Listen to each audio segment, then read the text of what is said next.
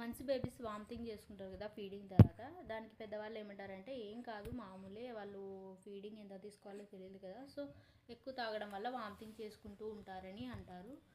కొన్ని విషయాల్లో దాన్ని మనం ఈజీగా తీసుకోవచ్చు, ఓకే. బట్ కొన్నిసార్లు మరీ ఎక్కువ, అంటే ఫీడింగ్ ఇచ్చిన వెంటనే మొత్తం కక్కేయడం, కడుపులో ఏం లేకుండా మాటికి కక్కడం, ఇబ్బంది పడడం ఉన్నట్టయితే ఖచ్చితంగా డేంజర్ అని. ఎందుకంటే నేను మా బాబు విషయంలో అది ఫేస్ చేశాను.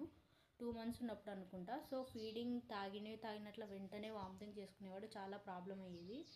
అందుకే మేము నార్మల్గా ఫస్ట్ పుట్టినప్పుడు చెకప్ చేసిన డాక్టర్ దగ్గర తీసుకెళ్తే మీరు బాటిల్ ఫీడ్ ఇచ్చారు కదా, సో గ్యాస్ ఫామ్ అయింది, అందుకే వామిటింగ్ చేసుకుంటున్నాడు, ఈ సిరప్ వాడండి అని చెప్పారు. ఆ సిరప్ తెచ్చి ఒక 15 days వాడాం, బట్ నో రిజల్ట్, అలానే వామిటింగ్ చేసుకుంటూ ఉన్నాడు.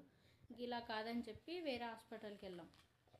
అంటే అప్పుడు నేను ఇక్కడ మా అమ్మ వాళ్ళ ఇంటి దగ్గర లేను, మా అత్త వాళ్ళ ఇంటి దగ్గర ఉంది కాబట్టి అక్కడ దగ్గర ఉన్న హాస్పిటల్కి వెళ్ళా, ఇది లాంగ్ అవుతుందని.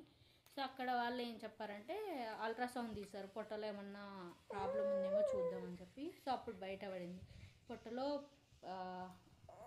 పేగు ఉంటుంది కదా పిల్లలకి, పేగు వాపు వచ్చి ఫుడ్ని లోపలికి పంపించకుండా పోయినట్టు అట్లా బయటికి పంపిస్తుంది, అందువల్ల బేబీ వామిటింగ్ చేసుకుంటున్నాడు అని.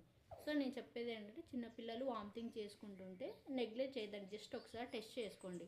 నార్మల్ ఉంటే హ్యాపీ, బట్ ఏదైనా ప్రాబ్లం ఉంటే ముందే తెలుసుకోవడం బెటర్. అది పెద్దగా అయినాక దానికి సొల్యూషన్ లేకుంటే మనమే ఎక్కువ సఫర్ అవుతాం.